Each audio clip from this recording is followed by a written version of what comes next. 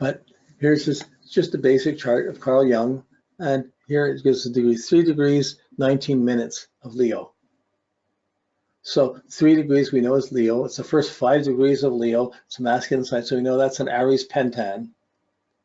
And the sub-pentan, well, it's going to be Cancer, but it'd take a while to think it through. So there's a table that you can look this up.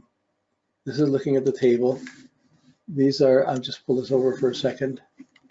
These are the sheets of the table, and it's 294 pages. So it's a whole big table. It has all the hexagrams listed in and all the degrees of the zodiac. So you can look up each position of your horoscope. This is a one-page magnified. So it'll show up at the top left, it'll be here's 3 to 4 degrees of Leo, 3 to 4 degrees.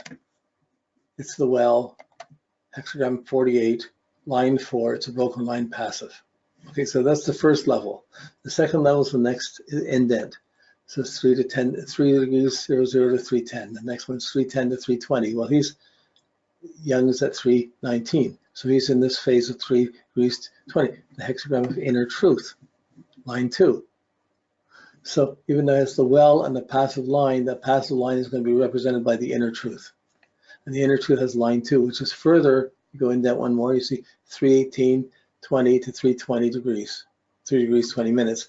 And his sun's in that side, you get the third level. This is the general penetration. So you have general penetration of inner truth within the well. That's his theme.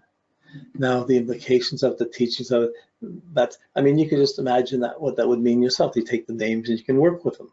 That's the nice simple side of the I Ching. I should become familiar with it. But this is the table. You look up any degree, it will give you the 3 levels. This is a booklet that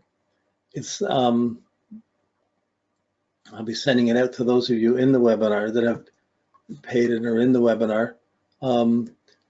I'll make a point of getting this onto the bookstore at www.iastro.com, and it'll be under the books there. There'll be there'll be the listing, so you can order it and immediately download it. I'll get that set up. Okay, and then any students that's watching this, you just need to request it, because I think you have a simpler version of this, but you don't have the sophisticated one. So you would get this. Normally with the students, you don't get this till the 8th level. You wouldn't normally get it till after you've passed the transit exam, and then this would come to you. So here we just put all the information in one place. We put the 3 lines: the well, line 4, inner truth, line 2, the general penetrating, windward, line 6. So here we have a passive line, firmness within the passiveness, and creative within the firm.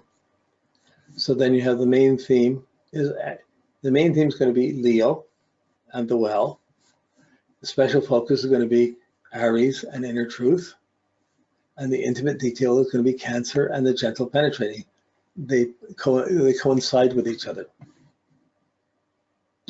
And down below, we've taken the tables that we looked up that have it in degrees and words, and we've looked it up and find the hexagrams. So here we have the hexagram of the well. We'll go through this, what it is. It'll just interpret it. And then it's the summertime. It's like the first half of the light half of the summer, and it's the water over the wind and wood. But this is the 4th line, is the degree that's accentuated. Sun is there. This is the important line for him. And there's a meaning for that degree, for that line. And that meaning of that line gets further accentuated by being the hexagram on the inner levels, the hexagram of inner truth. So this hexagram, the inner truth, becomes part of his receptiveness in that line to inner truth.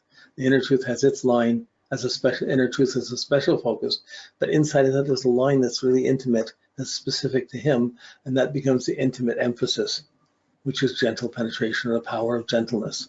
So we don't think of Carl Jung. We think of Carl Jung, if you know of his works, you're still not going to think of him as aggressive. You're going to think of his perception, his insight, his sensitivity.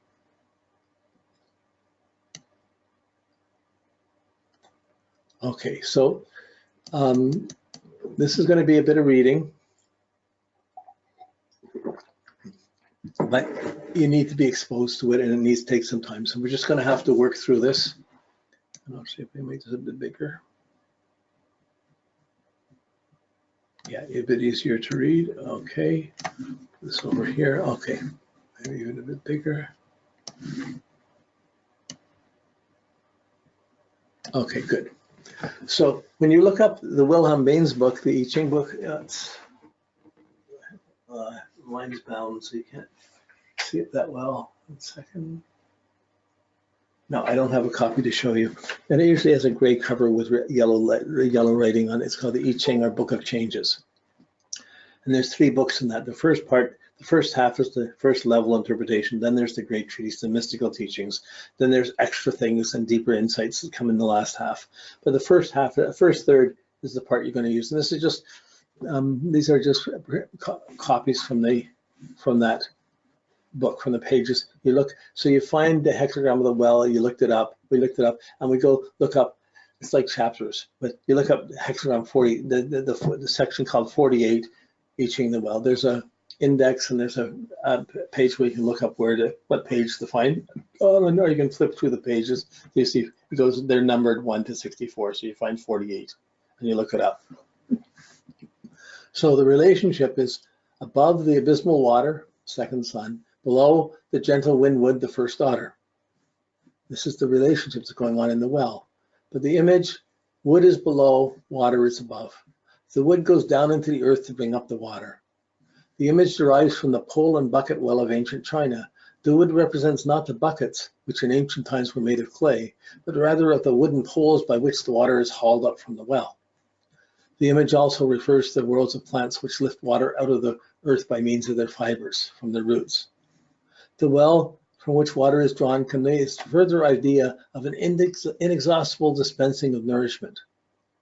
Well, you see, Carl Jung's son and his work that he got into a new understanding of things and represented this inexhaustible dispensing of deeper insights from the well of the collective unconscious, or from the so like there's a beautiful association of him having a well of knowledge and tapping it, and it's important. His purpose was in tapping this. So there's a judgment for each symbol and an image. The judgment, the well. The town may be changed, but the well cannot be changed.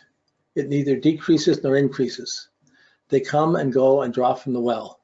If one gets down almost to the water and the rope does not go all the way, or the jug breaks, it brings misfortune. Okay, so you can have all this nourishment, but if it breaks your body or destroys you, like, there's still ways of messing out your relationship to the well. In ancient China, the capital cities were sometimes moved, partly for the sake of more favorable locations, partly because of change in dynasties. The style of architecture changed in the course of centuries, but the shape of the well has remained the same from ancient times to this day. Thus, the well is a symbol of that social structure which evolved by mankind in meeting its most primitive needs, is independent of all political forms. So it almost implies the understanding, in deeper understanding of that depth is independent of all political forms. Political structures change as do nations, but the life of a man with its needs remains eternally the same. This cannot be changed. Life is also inexhaustible. It grows neither less nor more. It exists for one and for all.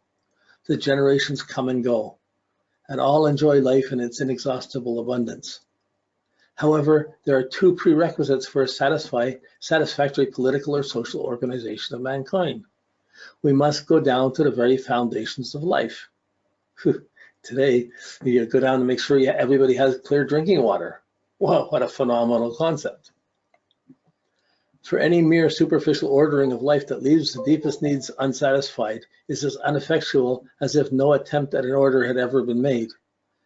Carelessness by which the jug is broken is also disastrous. If, for instance, a military defense of a state is carried to such excess that it provokes wars by which the power of the state is annihilated, this is the breaking of the jug.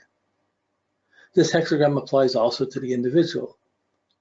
However men may differ in disposition and in education, the foundations of human nature are the same in everyone, and every human being can draw in the course of his education from the inexhaustible wellspring of the divine in man's nature. But here likewise, two dangers threaten, and man may fail in his education to penetrate to the real roots of humanity and remain fixed in convention. A partial education of this sort is as bad as none, or he may suddenly collapse and neglect his self-development. So you're seeing there's a problem, there's a puzzle that can happen, there's a way of, it's pointing to a way of living properly so you don't have blame. And so, and there's a teaching inside it that's related to his confidence. His son is confidence. He would have to take care of these things for his confidence to shine properly. Just like you can't look at a person's chart and know if someone's good or bad. You have to observe whether they're living up to or are going against their own true nature. The image.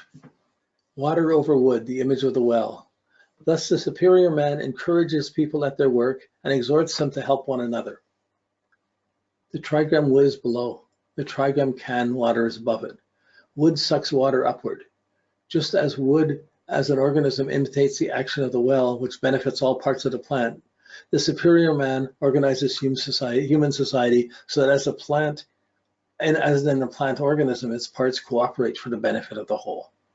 So this is the theme. This is the image of the well. What a fantastic image for that first, anyone with their sun in the first 6 degrees of Leo has this theme of the well, of reaching down, of having stuff to show and having to make the depth show out and shine. Fantastic. Now the line is the special focus inside. This is real detail of how he's working inside of the well. It's a theme within the theme. 6 in the 4th place, the well is being lined, no blame. True, if a well is being lined with stone, it cannot be used while the work is going on. But the work is not in vain. The result is that the water stays clear. In life, there are times when a man must put himself in order. During such a time, he can do nothing for others, but his work is nonetheless valuable because by enhancing his powers and abilities through inner development, he can accomplish all the more later on. So it points to a direction of having to line your well, how to keep your inner water and your inner light clear. Okay, so this is a special theme for him. So we don't know him personally. We see these works, but you can see it's not a far jump to see that this might be very close to what he had to go through. And it's information like we don't exactly get through the, what's happening here?